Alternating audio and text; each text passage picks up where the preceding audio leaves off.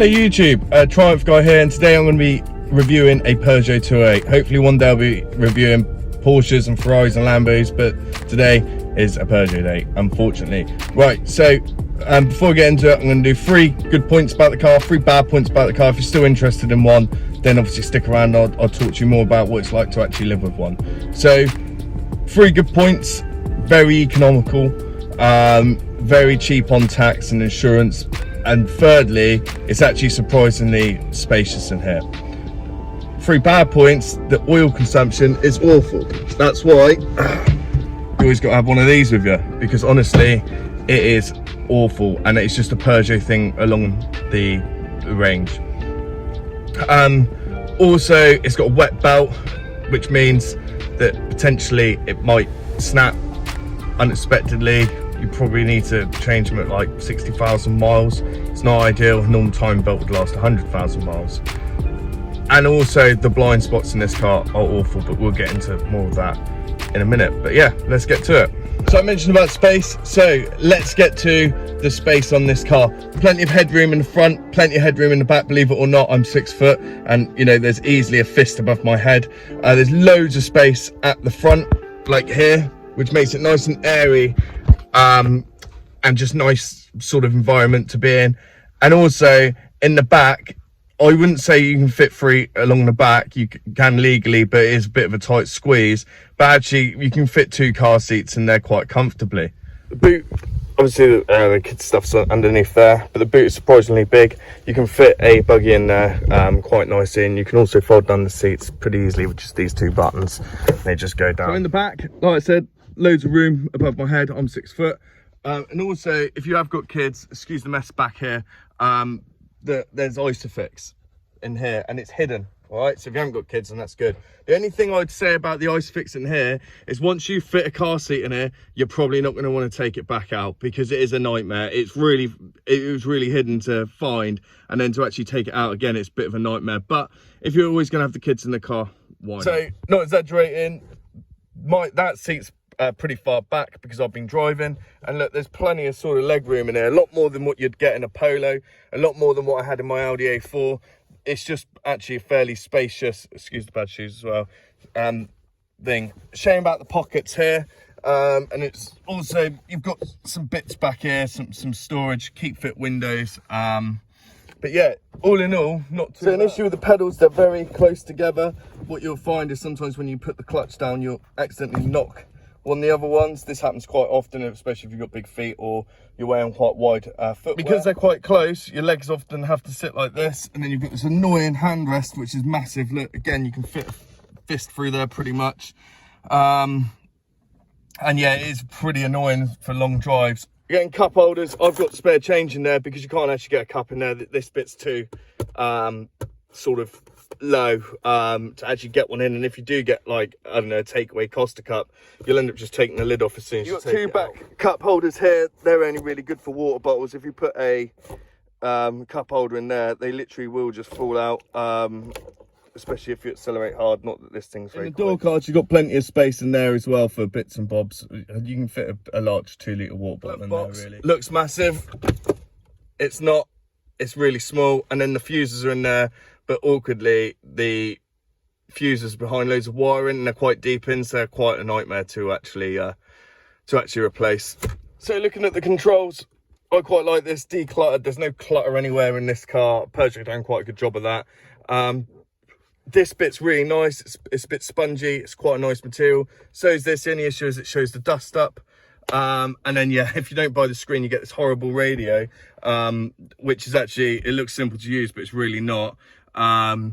Yeah, just a bit of a nightmare. I like the metal strips they've done here and here. I just think it's a shame they haven't continued it on there. It's like, you know, any car, the Mercedes A-Class, the worst for it. Head height, really, really nice. Anything below that, horrendous quality, you know, just bad. But I get it, it's a budget hatchback. So here's the dipstick. You're going to be checking this on a weekly basis at least. I have to. I commute about 60 miles a day, 5 days a week, and yeah, like constantly topping it up. Here's where you fill the oil, and there's the wet belt. which you can see, like, they just sort of disintegrate. It's only done 40,000 miles. It's already looking like that. It's not great. Other than that, though, nice small 3-cylinder engine, nice and easy to work on, nice and sort of spaced out. The battery's a bit of a nightmare to remove. It's not really sort of laid out in a smart way. But other than that, yeah, nice loads of room to work on. It's not a bad little car. So let's actually get on to the driving side of it. You're in for a treat today. We're down around Dorset where I live, and we're just going to drive through some nice trees. Absolutely love it around here. It's very picturesque. So one of the actual cool things about this, it's a bit controversial, is the sound that the engine makes. It's a 3-cylinder, so it's got a bit of a growl to it. Some people don't like it, I like it, but let's put our foot down now.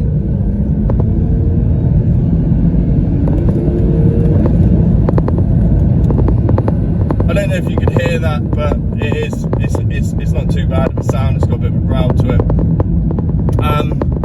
The radio, although it is quite hard to sort of figure it out, it does actually sound all right. It's not a bad sounding sound system for a budget car. Yeah, it's not too bad.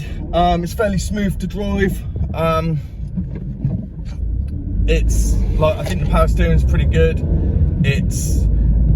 Although the steering wheel feels a bit horrible, it's very plasticky. It's actually not too bad. It stiffens up as you go faster, which is nice. It goes around the corners all right, providing you drive at the speed limit. Obviously Peugeot drivers will make you led to believe that you can't drive these cars fast because you always get stuck behind them. But actually, although it does take a while to get up to 60, there's nothing once it's actually at speed which should hold people back, really. It handles all right. The gear stick, again, like, it's a shame, like, it's again that cheap sort of feel with the plastic, and you just don't feel like you're in luxury at all. And like I said about my knees, you know, they're outwards. I drove to the Lake District in this car from Dorset, and it was a very painful drive. The seats aren't very comfortable.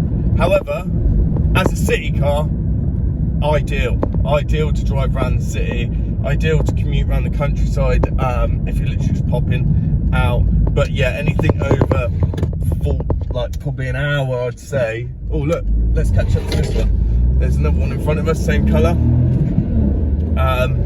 But yeah, anything like that, it's not very comfortable, and it's not sort of ideal. Look at that, we're now behind another one. They're obviously quite rare, these cars. I do quite like the backlights. I do quite like the styling of them. They're not too bad. I think for some people they're not everyone's cup of tea, but they are very cheap to run, so that's the most important thing. Everyone's going to think we're some sort of weird Peugeot meat. So yeah, so the last thing we're going to talk about on the Peugeot is the blind spots.